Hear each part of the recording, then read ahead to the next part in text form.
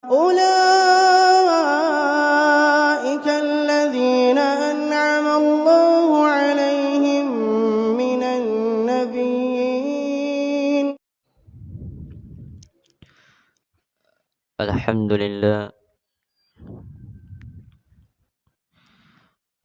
لله بنعمته تتم الصالحات.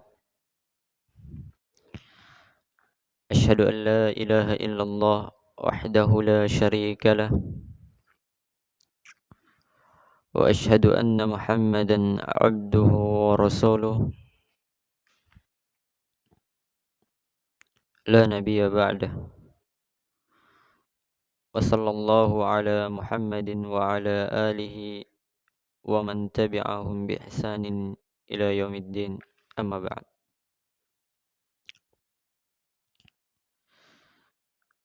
Alhamdulillah,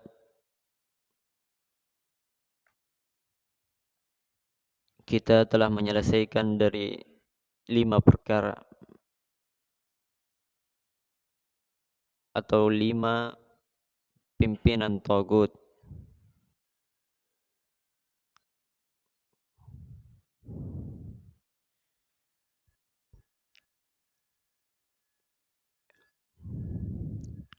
Dan kita telah menjelaskan dari 5 pimpinan tersebut, yaitu syaitan yang mengajak ibadah kepada selain Allah, seorang hakim yang sewenang-wenang di dalam berhukum,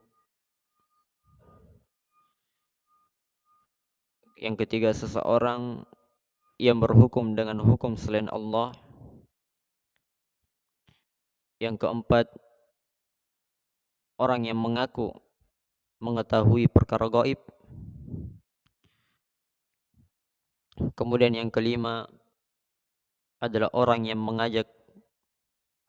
yang diibadahi dalam keadaan dia ridha, dan masuk di dalamnya orang yang mengajak untuk beribadah walaupun tidak ada yang menyembahnya. Kemudian al-ikhwah rahimani wa rahimakumullah, kita telah masuk di penghujung risalah ini.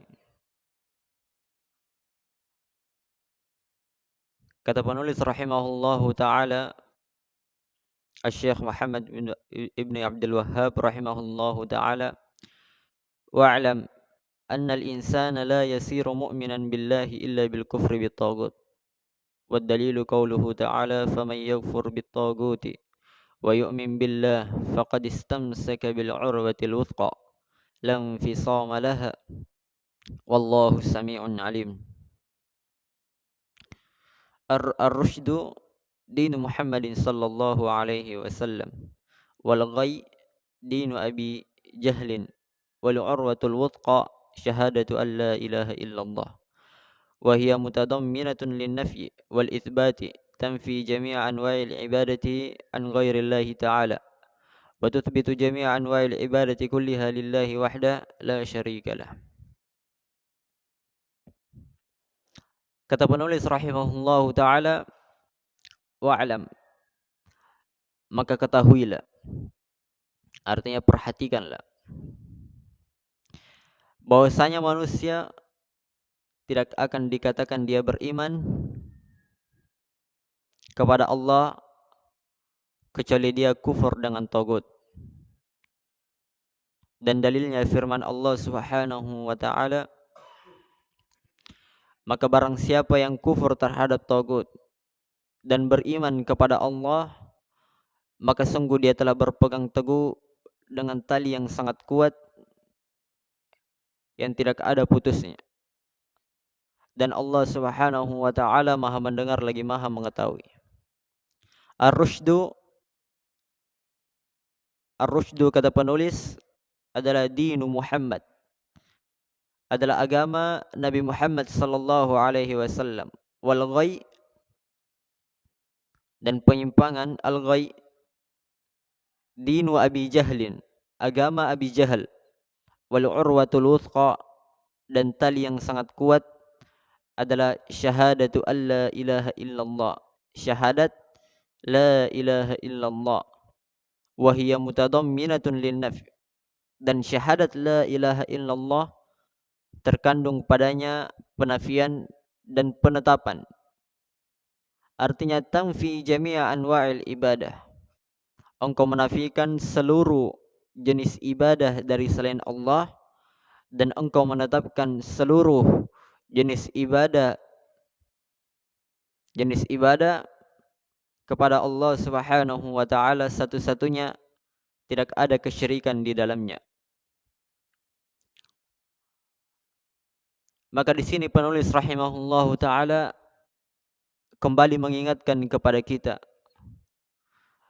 bahwa tidaklah seseorang itu beriman, tidaklah seseorang dikatakan dia beriman kepada Allah kecuali dia telah mengingkari tagut tersebut, kecuali dia kufur terhadap tagut tersebut.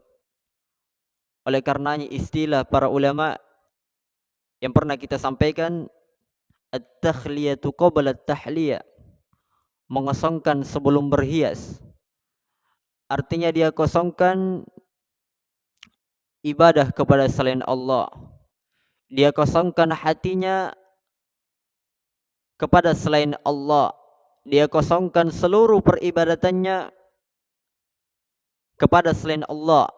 Kemudian dia takhliyah, menghias dirinya dengan berbagai ketaatan hanya untuk Allah, menghias dirinya dengan ibadah-ibadah yang dia persembahkan hanya untuk Allah Subhanahu wa taala. Maka dari itu kembali penulis rahimahullah ingatkan kepada kita, annal insana la yasiru mu'minan, bahwa seseorang itu tidak dikatakan dia beriman kepada Allah. Walaupun mungkin dia mengatakan saya beriman kepada Allah, dia mengatakan saya cinta akan Allah Subhanahu wa taala, tapi dia juga cinta kepada tagut, kepada kesyirikan. Dia tidak mengingkari perkara tersebut, maka kita katakan mereka belum beriman kepada Allah Subhanahu wa taala. Karena orang yang beriman kepada Allah adalah orang yang kufur terhadap tagut, mengingkari tagut tersebut. Kemudian penulis menyebutkan firman Allah Subhanahu wa taala di dalam surah Al-Baqarah setelah ayat kursi, faman yakfur bit-taguti wa yu'min billah. Maka barang siapa yang kafir, kufur terhadap tagut. Dalam ayat ini Allah mendahulukan kufur. Maka barang siapa yang kufur terhadap tagut, artinya seseorang itu yang telah kita jelaskan tadi, at-takhliyatu qabla at-tahliyah. Mereka mengosongkan segala kejelekan yang ada di dirinya. Wa qabla at-tahliyah, tahliyah. Kemudian dia menghiasi dirinya dengan berbagai ketaatan, dengan berbagai kecintaan, keridhaan Allah Subhanahu wa taala. Oleh karenanya, faman yakfur bit-tagut, maka barang siapa yang kufur terhadap tagut, wa yu'min billah, dan beriman kepada Allah, faqad istamsaka bil urwatil wuthqa, maka sungguh dia telah berpegang teguh dengan tali yang sangat kuat. Lam fisama laha, dengan tali yang sangat kuat yang tidak ada putusnya. Dan Allah Subhanahu wa taala Maha mendengar dan Maha mengetahui. Dan tali yang sangat kuat telah kita jelaskan juga, itu adalah kalimat la ilaha illallah. Dan ini adalah salah satu nama dari nama la ilaha illallah, yaitu al-urwatul wuthqa, disebut dengan tali yang sangat kuat. Dan dia disebut juga kalimatut taqwa, kalimat ketakwaan. Dia disebut juga kalimatul ikhlas, kalimat keikhlasan. Dia disebut juga kalimatul fariqah, kalimat pembeda. Maka dari itu banyak disebutkan di dalam Al-Quran, di dalam sunnah Nabi Sallallahu Alaihi Wasallam tentang nama-nama dari la ilaha illallah, menunjukkan akan keutamaannya, menunjukkan akan kemuliaan kalimat ini. Kemudian kata penulis, ar-rusydu dinu Muhammadin sallallahu alaihi wasallam. Ar-rusydu, petunjuk, ar-rusydu, karena sebelum ayat ini faman yakfur bitagut, sebelum ayat ini ada awal ayat la ikraha fid din qad tabayyana ar-rusydu minal ghayy. Allah sebutkan tidak ada paksaan di dalam agama. Qad tabayyana ar-rusydu minal ghayy. Telah nampak ar-rusydu dari al-ghayy. Apa itu ar-rusydu? Apa itu al-ghayy? Penulis menjelaskan ar-rusydu dinu Muhammad, agama Nabi Muhammad. Artinya qad tabayyana ar-rusydu minal ghayy. Telah nampak agama Nabi Muhammad minal ghayy. Al-ghayy dinu Abi Jahlin, agama Abi Jahal. Jadi artinya qad tabayyana ar-rusydu minal ghayy, telah nampak agama Nabi Muhammad dari al-ghayy, agama Abi Jahal. Dari agama Abi Jahal. Makna dari agama Nabi Muhammad sallallahu alaihi wasallam adalah agama seluruh para nabi, yaitu tauhid, yaitu mengikhlaskan ibadah hanya kepada Allah Subhanahu wa taala. Kemudian al-ghayy dinu Abi Jahlin, agama Abu Jahal, itulah agama seluruh al-kuffar, orang-orang yang melakukan kesyirikan, kekafiran kepada Allah Subhanahu wa taala. Wal urwatul wuthqa, dan tali yang sangat kuat itu dijelaskan kembali adalah la ilaha illallah, dan terkandung padanya penafian dan penetapan. Dan ini semua telah kita jelaskan.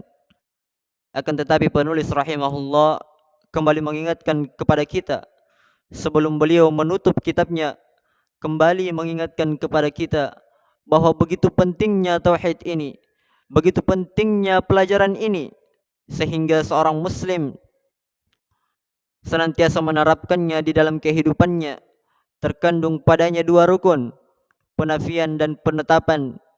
Artinya kita nafikan seluruh ibadah kepada selain Allah, dari selain Allah, kemudian kita tetapkan seluruh peribadatan itu hanya untuk Allah Subhanahu wa taala satu-satunya. Selesai dari apa yang beliau sebutkan dari risalahnya makna tagut.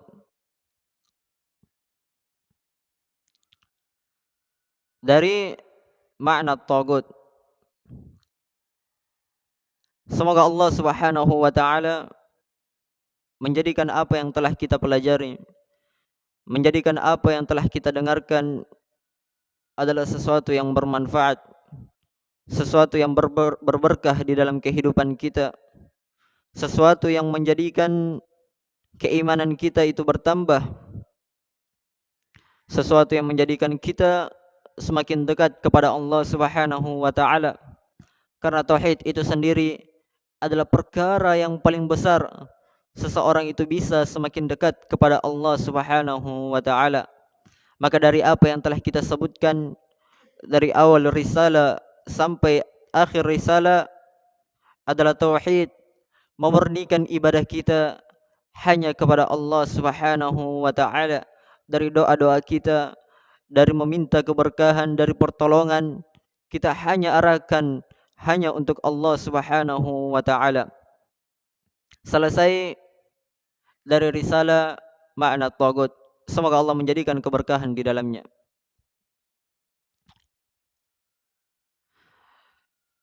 Jadi alhamdulillah kita telah menyelesaikan dari risalah makna tagut ini.